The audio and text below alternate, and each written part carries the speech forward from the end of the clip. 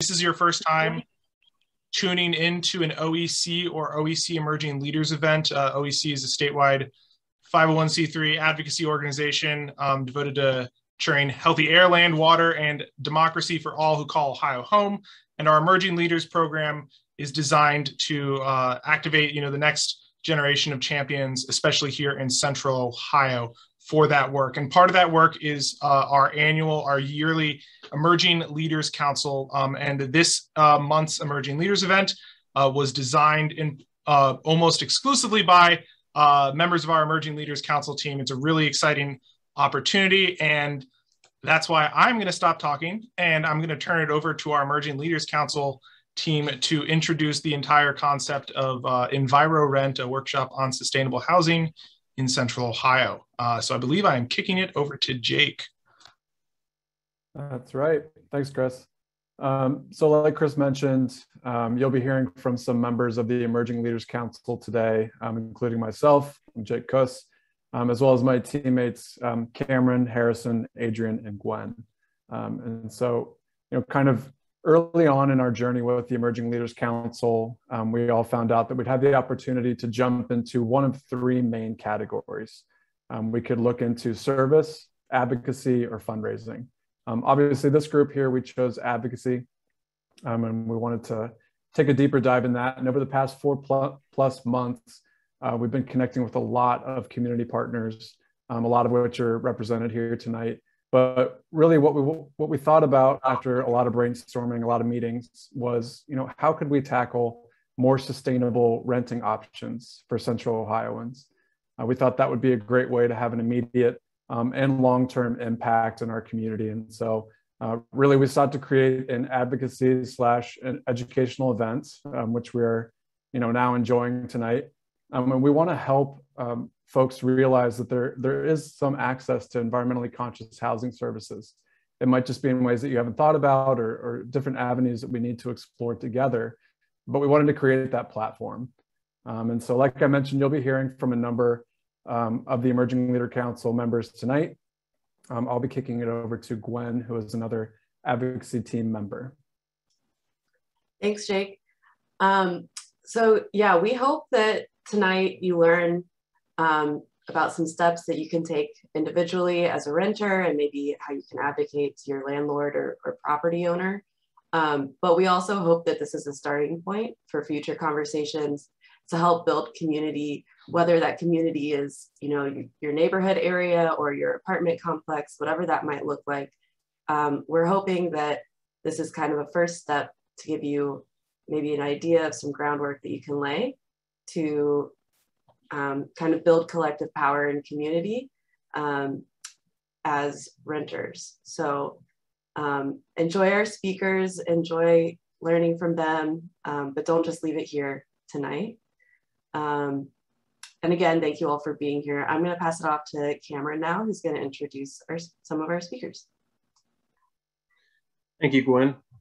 So to begin, we will hear from Kathy Cohen Becker, an executive director and fundraising and communications coordinator at Simply Living, a nonprofit based in Worthington, Ohio. Kathy will speak to us about actions that we can participate in that are sustainable and within our control. Up next, we will hear from David Celebrizie, a GreenSpot coordinator from GreenSpot, part of the city of Columbus. David will shed some light on some of the GreenSpot programs, offering a great way to bring together residents and businesses to make commitments to live and work a little bit greener. And I will pass it off to Harrison. All right, so I'm going to introduce the next two speakers. And first of them is Sheila Davis, who is a member of the Innovation and Programs team for the Solid Waste Authority of Central Ohio, which you might otherwise know as SWACO. Their team is committed to waste reduction and diversion, and they emphasize that these two things can be accomplished through improved regional coordination. So Sheila will probably expand more on that today, as well as the process of advocating to your property management about how to start a recycling program in your apartment. After Sheila speaks, we'll hear from Joe Mascoviak, who comes from COHHIO, which stands for the Coalition on homelessness and housing in Ohio. Joe is the Affordable and Fair Housing Coordinator for COHHIO. And importantly, COHHIO serves a real relevant role in our state. It's a coalition of hundreds of homeless service providers and housing organizations throughout the entire state. And today, Joe will talk about tenants' rights. Now I'm going to kick it over to Adrian, who will tell us a little bit more about what to expect. Absolutely, thanks, Harrison. So as you can see, we have a lot of great speakers and activities planned for you today. And just kind of giving a throwback to what Gwen said, we just want to make sure that we're empowering you guys to learn more how you can advocate for yourself, and then by extension, your wider community as you connect with other folks. So we will spend about 20 minutes each on, or 10 minutes each for each of our presenting partners. So that will be about 40 minutes in total. And then we will go into two breakout sessions, each of which will be 20 minutes.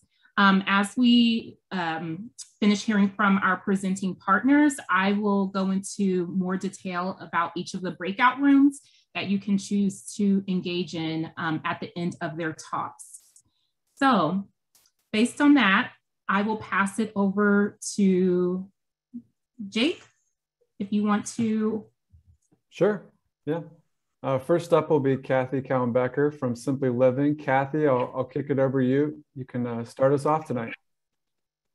Wow, that's great. I'm going to share my screen. Hopefully this will work. Let's see. All right, thank you for having me today. And this presentation is going to be about things renters can do to be more sustainable. And full disclosure, this part of the presentation is more concentrated on individual action. Renters can do more than they think, but if you want to learn about advocacy, come to my breakout room because it's all about how to run an advocacy campaign. So as renters, there's a lot of things you can't do. You can't put solar panels on your roof. You probably can't charge an EV in your garage. You probably can't plant a garden in your yard. But there are a lot of things you can do in several basic areas of life, like food, clothing, shelter, transportation, and economy. I'm going to go through a lot of ideas. I crowdsourced these ideas with our lead volunteers for Simply Living. 3 of them are here today, Maida, Rita, and Lynn. They're all awesome. They had amazing ideas. These are solutions that are not only more sustainable, but in most cases, they're a lot cheaper, and they're fun, and they help build a better world. So first up is food, and let's just get this one out of the way right off the bat. One place to make an individual choice several times a day is what you choose to eat. Food production is 25% of carbon emissions, and meat production is 60% of food emissions, with beef, lamb, and cheese at the top. So if you reduce the consumption of those things, you will be saving a lot of carbon emissions. You can do that through things like Meatless Mondays. I found that beans and peas and non-soy proteins are really good. I go to a lot of Indian restaurants, frankly, and because it's filling, it's good, and it's good vegetarian food. But if you do eat meat, know where it came from and try to eat lower on the carbon scale. Other things that you can do, even though you can't garden right at your place, there are a lot of community gardens in Columbus. The city has a community garden program in the land bank on vacant properties. Franklin Park Conservatory has the Growing to Green program. And then this is the Greater Columbus Growing Coalition. And I can provide these slides. These are all the orange you see there are links to these web pages. But this Growing Coalition is the managers of a lot of important community gardens around town. There are farmers markets, dozens of them in Central Ohio. They don't just operate on the weekends, like almost any day of the week, you can find a farmer's market. There is a CSA, which stands for Community Supported Agriculture. So those are direct deliveries from farms of fresh produce, veggies, fruit, bakery, and sometimes dairy and meat. A lot of them will deliver, and some require subscription, some don't. And then Local Matters has a veggie van that goes around different parts of town and sells fresh produce right out of this van. Tips for sustainable eating that's also cheaper, nutritious, and hearty is a slow cooker one-pot meal. You can make a big meal and freeze a good bit of it. Homebrewed iced tea works well instead of soft drinks. It's a lot cheaper and better for you. At the grocery store, try to avoid the highly processed prepackaged foods. Go with a store list, get in and out. That saves money and saves on impulse buys. One tip I've heard is shop around the edges, like where the produce is, where the deli is. The highly processed items tend to be in the aisles. Obviously, you'll go for some of that, but prioritize the edges and reduce food. Try to buy things that don't have a lot of packaging. Now, food waste is a huge part of what goes into the landfill. It's 15%, which is the top item, and then compostable items like napkins and paper towels are 8%. And so composting could be really helpful to divert this out of the landfill. There's businesses like the Compost Exchange where you can sign up, get a bucket, you fill it up, and then you take it back into the compost exchange and exchange it. And they have an apartment multi-unit residential program. Also, several cities have these drop-off stations through Go Zero. There's one in Grove City near where I live, so I started composting. I just have a little bucket on my kitchen counter, and when it gets full of like eggshells and leftovers, we just take it down to the drop-off point. Under clothing, you'd be amazed what you can find in thrift shops and buying used, and it's obviously a lot cheaper. And even professional clothes, there's an organization for mainly for women called Dress for Success. They will suit you up in professional clothes. They'll help you with your resume and give you career coaching. But at home, if you want to stay warm, you can wear sweats, you can use comforters, and try not to buy clothes that need to be dry cleaned, which also tend to be more expensive. For laundry, you can make sure your clothes are actually dirty, especially if you're working from home. You can wear something maybe more than once. Wash in cold water, use these laundry squares, which if you have to lug clothes to a laundromat, these squares are a lot easier to carry than a big plastic jug. And if you can hang anything up, that's probably hard in an apartment, but maybe a few things could be hung up to dry. Now I put under shelter just several things around the household, things like turning the heat down, making the AC settings, warmer, opening windows when you can, taking shorter showers. These are sort of common sense things, running the dishwasher if you have one, only when it's full, cutting up old towels to be rags instead of using a lot of paper towels. And again, talking about the landfill, a lot of what goes in is recyclable. Cardboard is number 2 and paper is right up there as well. So recycling can be done, and I hope you can get it in your apartments. It should be there. But even if it's not, there are almost 60 locations for drop-off recycling around town. It's good to know what can and can't be recycled. It can be tricky at times. The city has this site called Waste Wizard. So if there's anything you don't know what to do with, like scrap metal or batteries, you can look it up in that Waste Wizard and it'll tell you how to recycle it or dispose of it safely. There are waste disposal events. There'll probably be one after the election for yard signs, shredding events, e-waste events, and advocate for your landlord to start recycling. And then single-use plastics. They basically prop up the oil industry because that's where the plastics come from. So you can do things like carry a refillable water bottle, take your own containers to restaurants, and tell them no on those plastic utensils. They always want to put it in a to-go order, tell them no. With grocery bags, they always just go straight for the plastic and insist on paper, or take your own and insist on that. And then there are businesses like COHHIO, which is a refillery, and you can take your own container in and fill it up with shampoo right there and avoid all the extra plastic packaging. You can donate a lot of used goods, clothing, books, knickknacks. Moving is a great time to go through your stuff and just get rid of stuff that you don't need, aren't using. Volunteers for America will come pick it up. There's a furniture bank for furniture that you no longer can use or need. And some charities have thrift shops. So Cat Welfare has the Catique, and that's where we take a lot of our stuff, and they sell it, and that's what they use to support their mission of saving homeless cats. And also, this is surprising, but renters can actually do the Warm Choice program, which is out of Morpsey and Columbia Gas. If you meet income requirements, you can get a free energy audit and weatherization. Even if you don't, you can ask your landlord to do an energy audit. Owners of large buildings, such as apartments, must report energy use to the city. And there are programs such as Property Assessed Clean Energy that can help large building owners make efficiency upgrades. So another area is transportation. That's the main sector in Columbus where emissions are actually rising. So we really need to tackle transit. We need better public transit, and there's a big advocacy group working on that right now. But look up the bus service in your area and be aware of CODA Plus, which is like an on-demand, it's like a shared ride on-demand service in several areas of the county. And it's very cheap. It's like $2 or $3, and they'll take you from one place to the other within that service area. You can also use scooters and bikes. You've probably seen those everywhere. And be aware of a new initiative coming out called Link Us, which is going to create high capacity transit corridors in Columbus with bus rapid transit, and also build out additional sidewalks and bike lanes. Look for Link Us, because that is going to help remake transit in Columbus. So speaking of transit, walk or bike as much as you can. That's a map of all the bike trails in Columbus off of the city's website.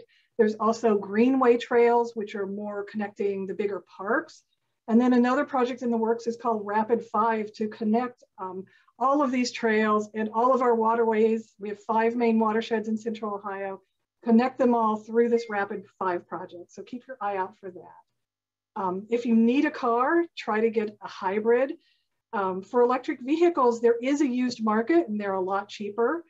Check out what charging stations in your area. And there's this app called PlugShare. That's a map from it, and you can find out where are the charging stations and are there any. You can ask your landlord to install charging stations, and Drive Electric Columbus is a good group working on that. And finally, under economy, buy local. Local avoids a lot of transportation emissions. It invests in our own community. It creates jobs in our community. So shop local for books, for restaurants. It's difficult to minimize Amazon orders, but if it's available locally, try getting it local. There are also a lot of groups, like for example, the Buy Nothing group, which is a global movement. There are 5 of those in Columbus, and those are links to their Facebook groups. Basically, it's people who give, get, borrow items or services from each other, and they're developing an app. Columbus has a tool library, so they've almost 5,000 tools in this library that you can check out. Like for example, if you need a ladder, I did a search for a ladder, 35 ladders available. Of whatever sort you might want. You can go get it most days of the week. There's also a site called Recyclerright where people post things to give away or things that they're looking for. And Simply Living is a member of the Care and Share Time Bank. So the currency there isn't money, it's time.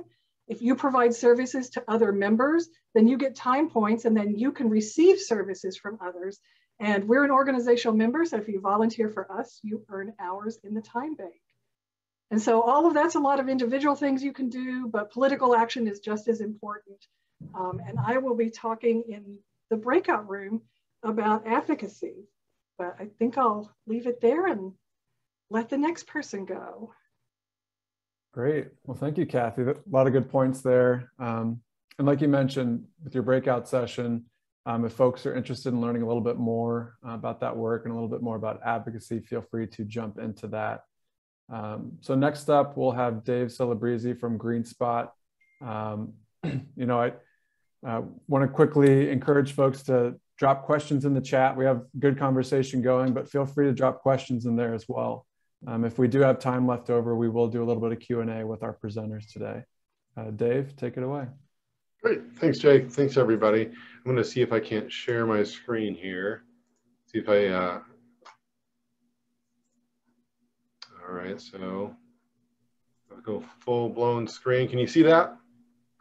Everybody thumbs up. Okay, great. So I'll just jump right into it.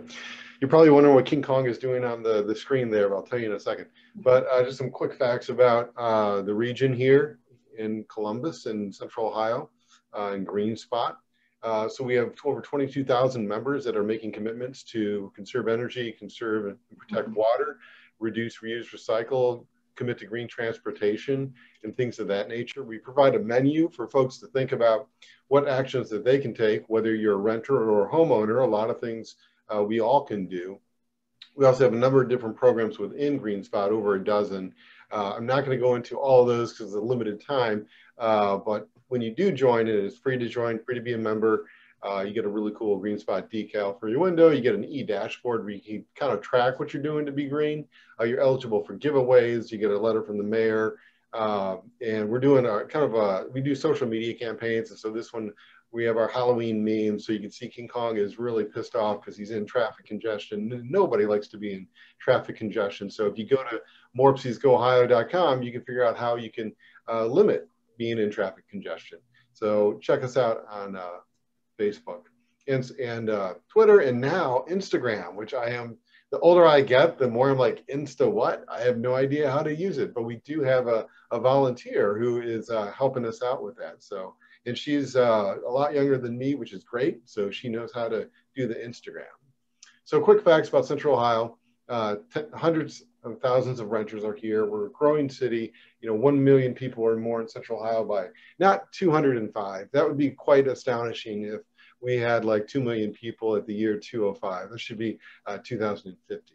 But there's a lot of renters here. We're the 14th largest populous city. So it's something where we play a major, and I say we, it's funny because we rent. My wife and I rent a house here in Clintonville. But we have a lot of impact that we can do. So this is our website, columbusgreenspot.org. We like to say we inspire, educate, and recognize. I'm going to kind of jump through these pretty quickly here. These are some individual actions that you can take. So like, with the dishwasher, if you have a dishwasher, making sure it's full before you run it, and then let the dishes air dry. You're saving on energy, saving money that way.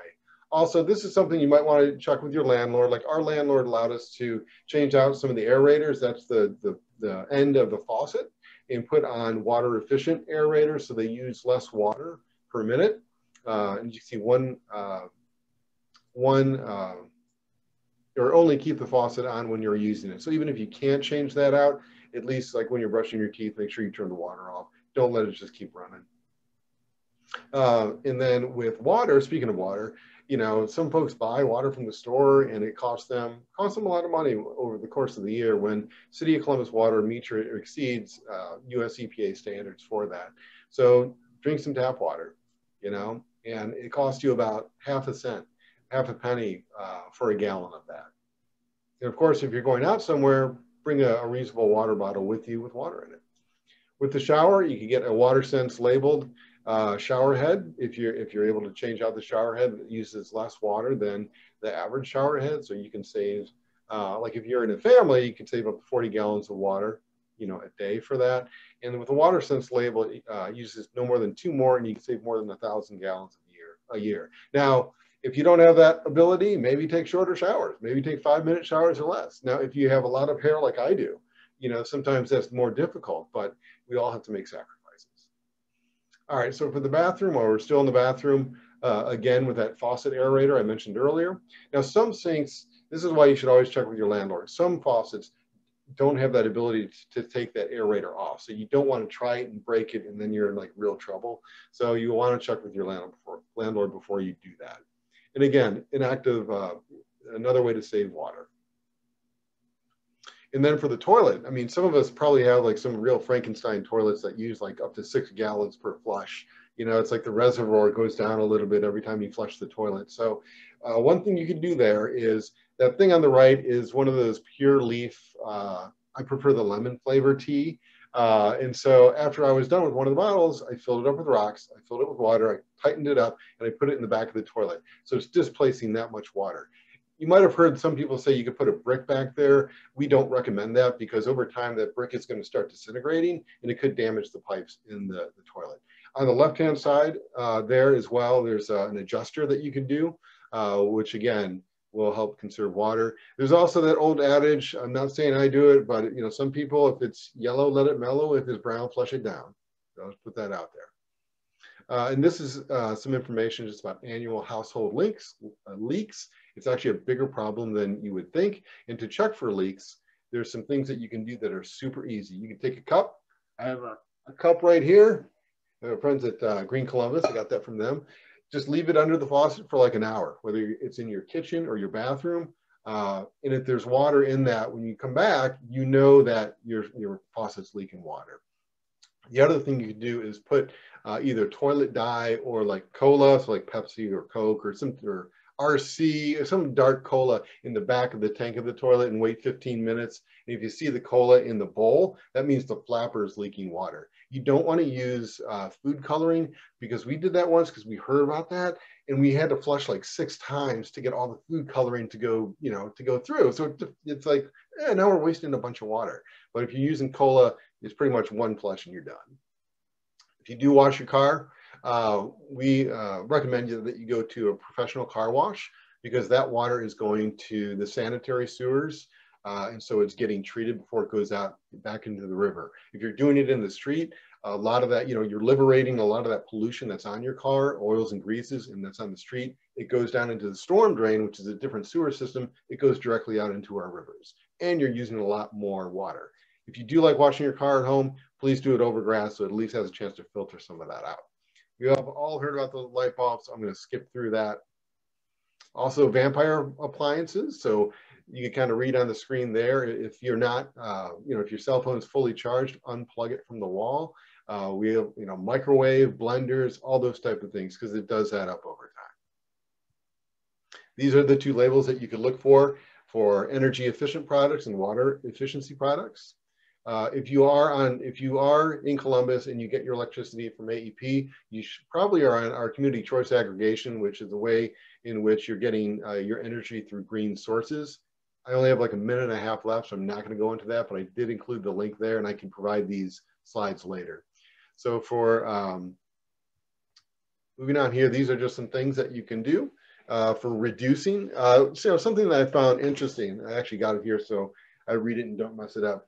But Americans use about 100 billion plastic bags a year, which will require something like 12 million barrels of oil to manufacture. As Kathy pointed out, plastics are like the new oil, right? So if you can reduce that amount, that would be awesome and great. Also with straws, that Americans use about 500 million straws each day. So again, get a reusable straw. There's a ton of different kinds out there, or skip the straw. You kind of see some of the other things on there. And then for reusing, we've all heard about carry reusable bag. If you have a bread bag, use that. And if you have a dog, hey, marry the 2 up, right? Like use that bag to pick up the dog's poop. Or if you have a cat and you're scooping the cat box, use it for that as well. If you have boxes and you have a cat, chances are that cat will be in that box before you're done taking the thing out that you got. So toilet paper rolls, you can use those for extension cord holders, all sorts of things that you can do. And Kathy kind of mentioned some of the recycling things, so I'm not going to spend too much time on that. And the drop-off locations, she already covered transportation. And I think I've just hit my mark, but I just wanted to say thanks again, and I'll turn it back over to you. Great, thank you, Dave. A lot of good information there. And GreenSpot will not have a breakout session tonight, but they have a great website, tons of information on there that you can grab if you do want to follow up with that. So next we'll have Sheila Davis from SWACO. And Sheila, I'll pass it to you.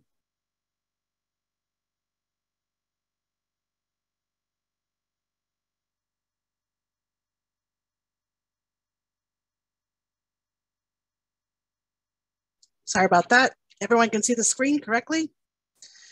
All right. There was a lot of good information presented already, and some of my slides might be duplicate in that area. So I will make sure I jump through those as well. I just wanted to just remind, in case people didn't know, why SWACO exists. We're here because in 1989, the state government passed a law that created 52 different solid waste districts in the state. And SWACO was born out of that. We handle all the waste that's in and recycling that's in Franklin County. We own the landfill, which is over off of 71 as you head south, in case you didn't know there. One thing I wanted to ask was, what percent of landfill materials have the potential to be reused, recycled, or composted? Most people don't know, but it is a large number. It's 76% right now, which is really high. The reason I was brought on at SWACO was to help businesses divert that material, and multifamily housing apartments fall in that kind of commercial business category. Even though it's a residential home, it's part of what makes up what I'm working on. Earlier today, Kathy was showing some of the percentages, and she was right. 15% of the food waste is the largest contributor in the waste stream. 10% is cardboard, 8% is the other paper. All good information on that slide as well. But the good news is Franklin County is at 50%, which is higher than the national average at 34%. And right now our diversion goals is to be at 75% by 2032. So we only have really to increase our efforts by 25%. Right now, in case you were not aware, the City of Columbus is currently getting ready to launch a multifamily pilot program for recycling. It'll be a 6-month study. It'll evaluate recycling options for apartment living. We expect it to start sometime in November, possibly as late as December. Each apartment complex that's participating will receive education. They'll also get information about what can be recycled, and the services provided as a grant from the recycling partnership, SWACO, and the city. So how do you advocate for recycling at your residence? Some of the common challenges when you do talk to your property manager, they're going to share these 3, objections that you're going to hear. There's lack of space to put a dumpster. There'll be contamination issues or a lack of education on what can be recycled, and that can open a whole can of worms for property managers when people don't follow the rules and put things in the right containers. And most people think recycling is free, but it's not. There is a cost. We touched a lot about the drop-off program. I have just captured the map you can find where your nearest drop-off location is at Recyclerright.org. When we started these drop-off programs, we didn't realize they were going to be such a success. Their containers are picked up 7 days a week.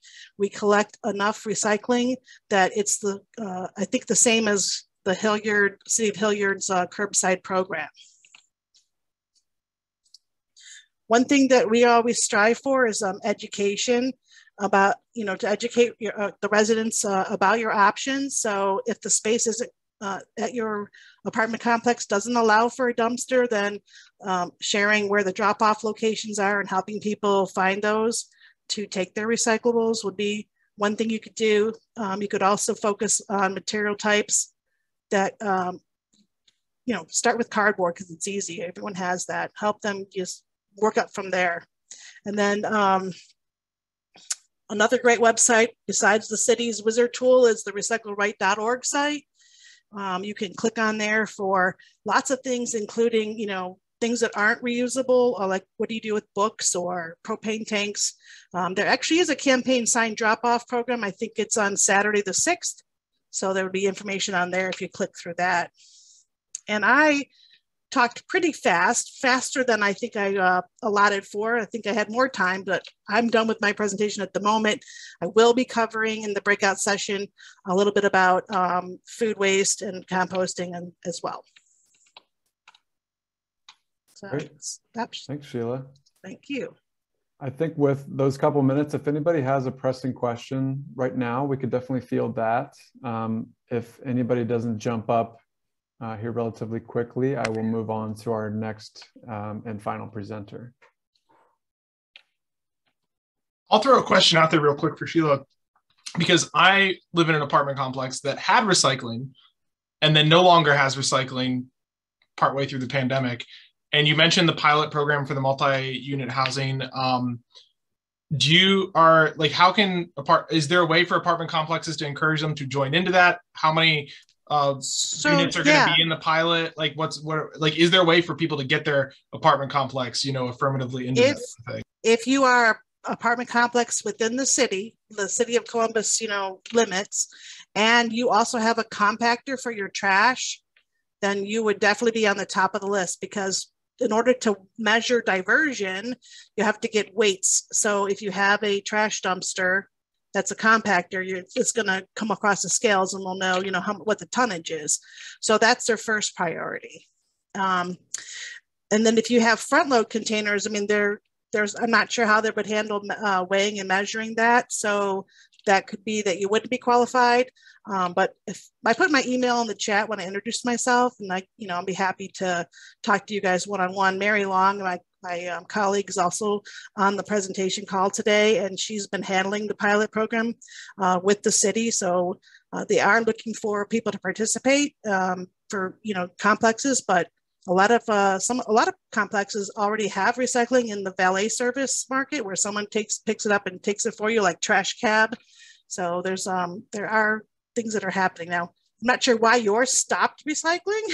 That would be interesting to have a conversation with them. Maybe the ownership switched. I'm pretty sure it's because the ownership switched, and so the contract got messed up. Yeah, so that would be good to know, though, because you did have it, which means you probably have space on site, so it'd be easy to restart that program, and you would get support from SWACO for the education process and, you know, getting the residents on board of what's going to be acceptable. Yeah, we got one more question in the chat, Sheila. Oh, okay. Oh, wait. A couple of questions, actually. We'll try to get to we'll try to get to them in order. The first one was, does SWACO offer any tours for recycling facilities for Columbus residents? Well, the recycling facility is owned and operated by Rumpke. It's located off of Field Avenue there, and they do offer tours. So your organization could call Rumpke and get a tour of the material recovery facility. It's a MRF, material recovery facility. SWACO also offers tours of the landfill, and they are even public tours on Saturdays. I'm not sure when the next public one is, but your group could sign up and have a private tour. Which is kind of neat to be able to drive up on the landfill and see what's going in there. And 500 trucks a day come to the landfill, so it's a pretty big operation. Do we have time for another question, or do we need to move on? Oh, you know what? I see one now. Do we have advocacy toolkit languages that SWACO could share to encourage property managers to recycle? It's part of the recycling pilot program is developing material and tools for apartment complexes. So we have stuff that's in the works. It just hasn't been, released publicly for consumption in that area. Great. And perfect time-wise. We're right on it. Thank you, Sheila. Thanks. So we'll move on to our final speaker before we head into the breakout sessions. And Adrian will give us a little bit more information before we head into those breakout sessions. So welcome Joe Moscoviak from COHHIO. I will be talking a little bit about tenants' rights. I'll hand it over to you, Joe. Thanks, Jake. All right, let's see. No, that's not what I wanted. Where are you? There we go. I guess I can't do it that way either. Share screen. And where's my...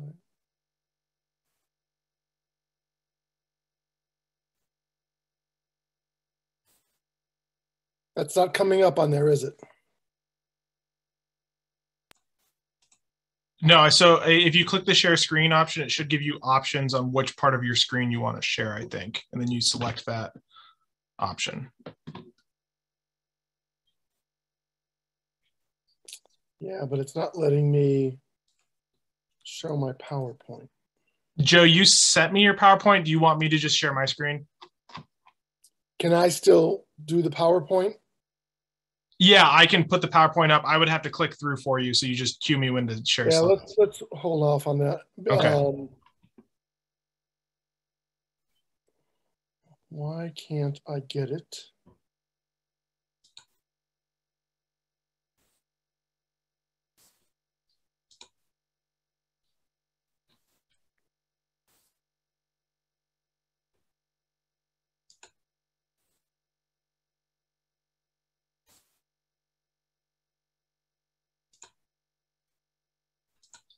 What happens when you click the share screen button? So it pulls up stuff, but not my PowerPoint, which I pulled up. And I have it on my toolbar, but it's not offering me that as an option to share. Interesting. So it's showing my inbox, my SharePoint, my Dropbox. Does it give the option to share the whole screen? Nope. Oh, wait. There it is. Well, there's no. That's Zoom. Yeah, it's not showing that.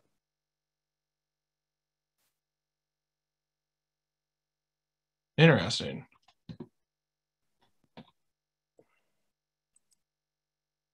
This has happened to me before, and I can never figure out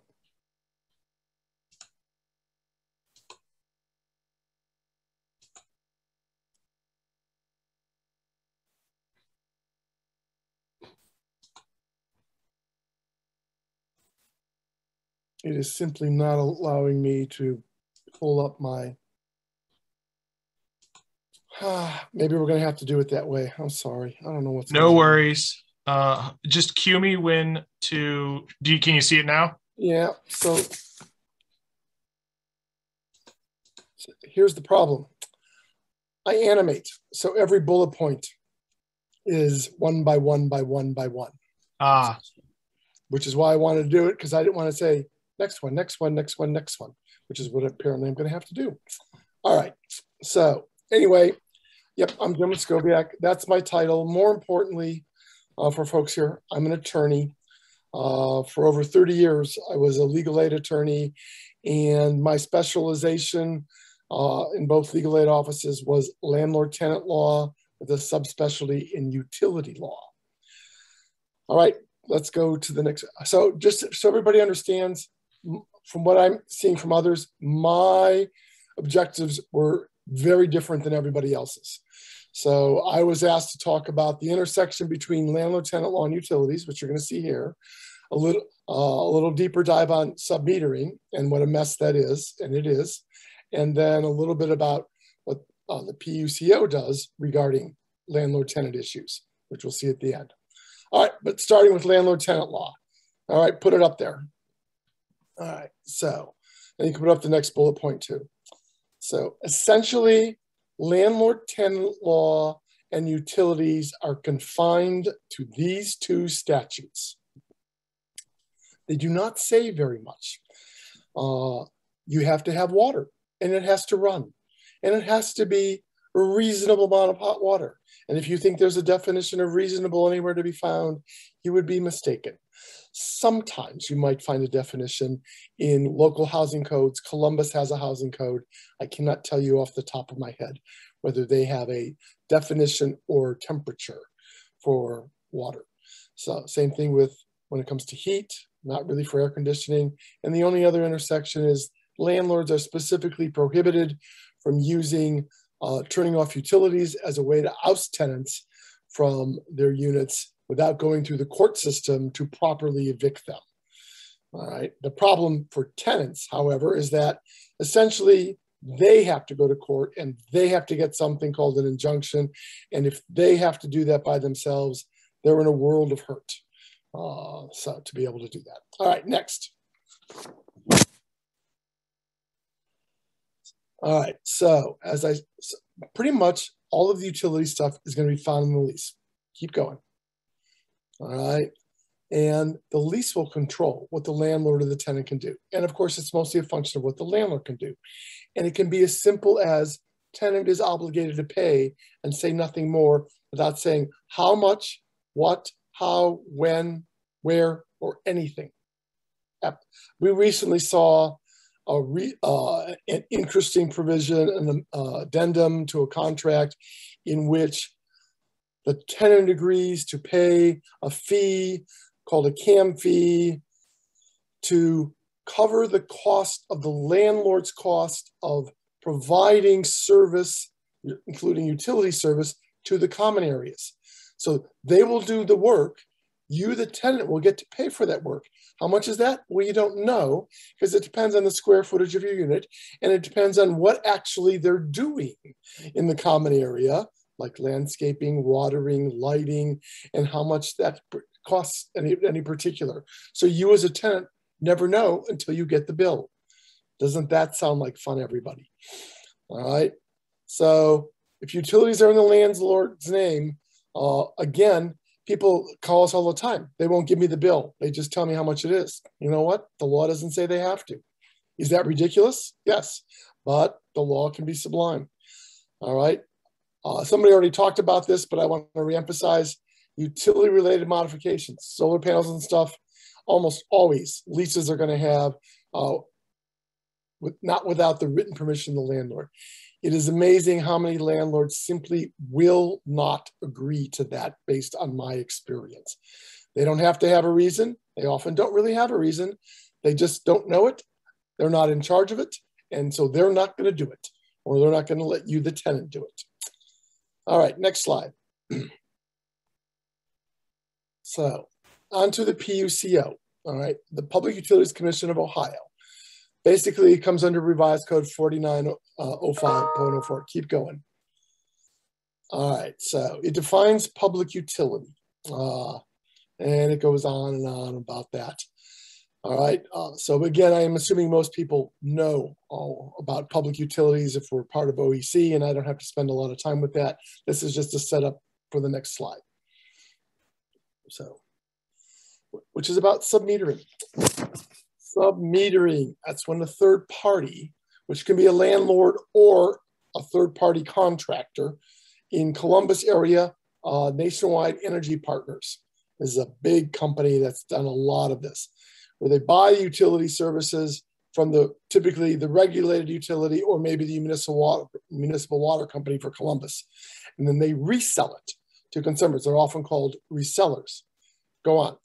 And submetering, you should know, is often referred to not just where you actually have a meter, but simply buying the utility in bulk and then reselling it on whatever terms. I mean, it could be something as simple as there are 4 units. So the master meter says it is $500 for this month. 500 divided by 4 is 125. It doesn't matter how much you use. It doesn't matter if you live by yourself. It doesn't matter if you have 12 people living in the unit. Your share is $125. All right.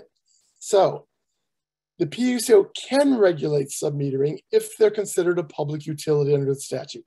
That has gotten very messy over the past several years. The Schroeder Test, which is now considered ancient, probably before some of you were born, in 1992. Most people consider that outdated, and for good reason. So let's pull up the next slide, and you can just pull up all the points. So the Schroeder Test was actually with a mobile home park where a landlord was reselling water. All right, this is the test the PUCO developed to determine whether or not the reselling of water at that time would be considered a public utility, which would then make it within scope of jurisdiction for the Public Utilities Commission.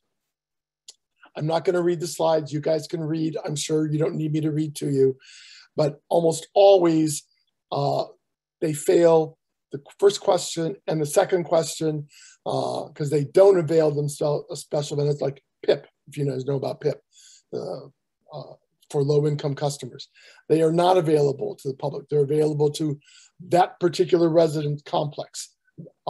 As well as some others, but each on their own special contracts, all right? And not generally available to the public or to residents. And even if their business is not ancillary, because they fail on the first 2 questions, they do not typically become a public utility on the Schroeder Test. But then more stuff happened after that because it was consolidated. To the next slide. All right. Basically, Pleasure in 2006 said, yep, the Schroeder Test still works because it adheres to the jurisdictional language, which was conferred by the legislature. And then the commission opened its own investigation, as they often do, to decide, is the Schroeder Test still the proper way to proceed now that submetering has become big business and not just a mobile home park selling water, reselling water here and there. The Public Utilities Commission modified the Schroeder Test and basically changed the third prong to say, if you as a reseller charge more than it would cost the end consumer, all right, the cost of that particular utility, gas, electric, water, doesn't matter what it is, then we are going to deem you a public utility and treat you as if it's a tariff, and then make sure you adhere to our jurisdiction and our rules. Shockingly, all right, resellers had their prices all come down after the commission submitted that as the new Schroeder Test. But then there was a complaint filed with the PUCO, which ended up making its way to the Supreme Court in 2020. And unfortunately, the Supreme Court found that the modified Schroeder Test that had been created by the PUCO had gone beyond what was conferred upon them by the legislature when giving jurisdiction, and basically said, you created a new test based on policy. That might be the right policy, but you don't get to inject your policy pieces into jurisdictional requirements. Only the Ohio legislature has the right to do that. So essentially, Wingo sent us back to 1992, all right?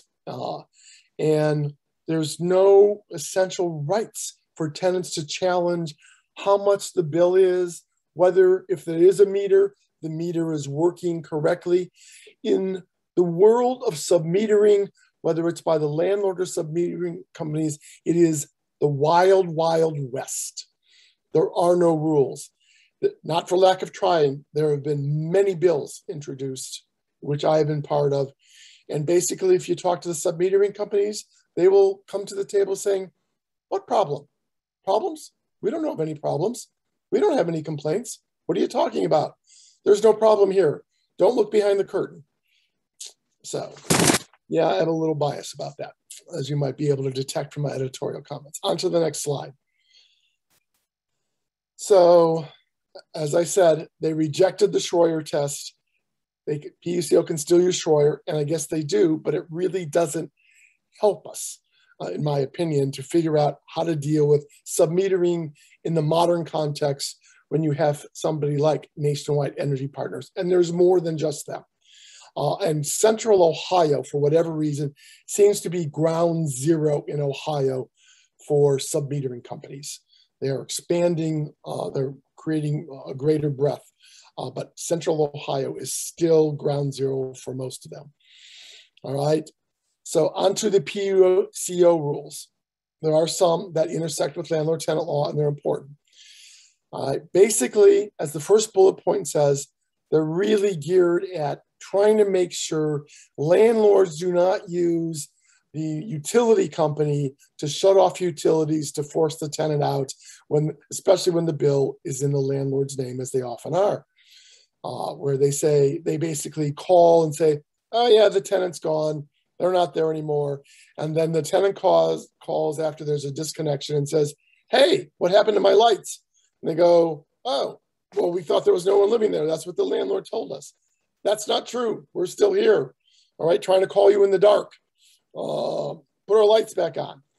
And so, again, if it's a disconnect like that, they have to give notice to the tenant, even if it's a disconnect for non-payment, which would go to the landlord if it's in the landlord's name as a master meter. And if it's a master meter, it should be in the landlord's name, because no one tenant should be required to assume bill responsibilities for beyond their unit, like in a 4-unit or 8-unit complex, where somehow one tenant gets the bill for everyone. And that does happen. And it's usually because the utility doesn't know and the landlord doesn't tell the utility that it's more than one unit, because they use one address and don't show the utility it's more than one address. So, but again, if they learn that, and it goes back to the landlord, it's in the landlord's name, they get the bill. The landlord isn't paying the bill, even when the tenant is. There will be a separate disconnection notice to the tenants, which will give them a lot of information about who they can call, like the PUCO, the OCC, legal aid, to try to figure out how to fix this. A route to using what is called the escrow provisions in Ohio law to be able to help them figure out how to keep the utilities out in their name if necessary. So add the next stuff from this slide. There's several more bullet points, and that's where you're going to find some of this stuff about being able to find resources and rules.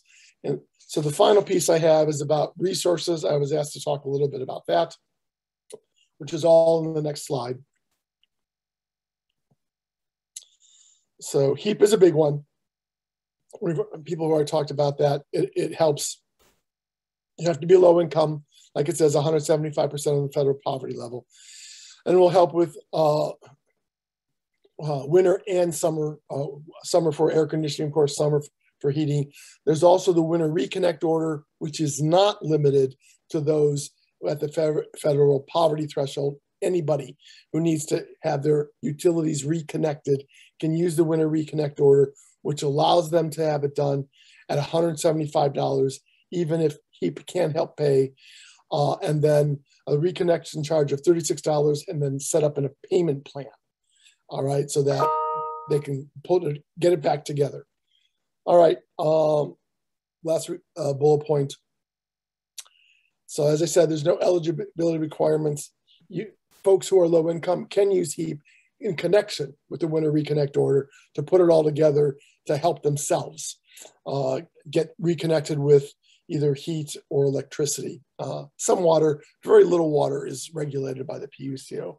Most of those are municipal water companies. They are not subject to PUCO jurisdiction. Some private water companies are, very few.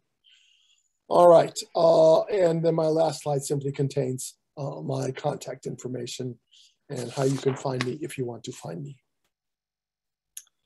And I am done. I hope I'm on time. Just a few minutes over, but I think that's good. As many of you know, I'm an attorney too. I love that. I hope other people learned a lot from that. That was really fascinating. Yeah. Awesome. Well, thanks, Joe, for walking us through that. I will take us through the next few minutes here. Will be 40 minutes, 2 breakout sessions, each 20 minutes long. So I'm going to read the breakout sessions descriptions, and then you can kind of just hop into one that is of interest to you. So just kind of piggybacking off of what Joe was talking about in regards to COHHIO, he will run a tenants' rights Q&A where you can ask any question you might have about your rights as a tenant when engaging with your property manager or landlord. Recycling and food waste in apartments Q&A. So again, Sheila of SWACO will lead a Q&A on advocating to property management and food waste / composting in apartments. Then we will hear from Simply Living. The focus will be on Central Ohio decision makers. Kathy will help participants identify the key decision makers in Central Ohio, whether with Ohio or whether with Columbus or other agencies, and how you can best engage with them. And then OSA with Aki Butler with the Ohio Student Association will run a training on power mapping, a tool that is useful in the advocacy context around housing, but is also universally applicable to all advocacy. And then last but certainly not least, we will you can talk with Retree, and they are focusing on sustainable habit creation. And Cameron, Natika, and Lydia will present ways to be intentional in creating habits that reinforce sustainability. So there are 5 sessions that you can go into, remembering that there will be 2 breakout rooms. So if you go into one this session and then, there's another session you're interested in, by all means, please go to that with the second breakout. And I think now you should have the option. Is that how we're doing it? Oh, there we go. I see the pop-up is here for the breakout room. So definitely just go ahead and jump into one to join, and then you'll be all set. See you guys shortly.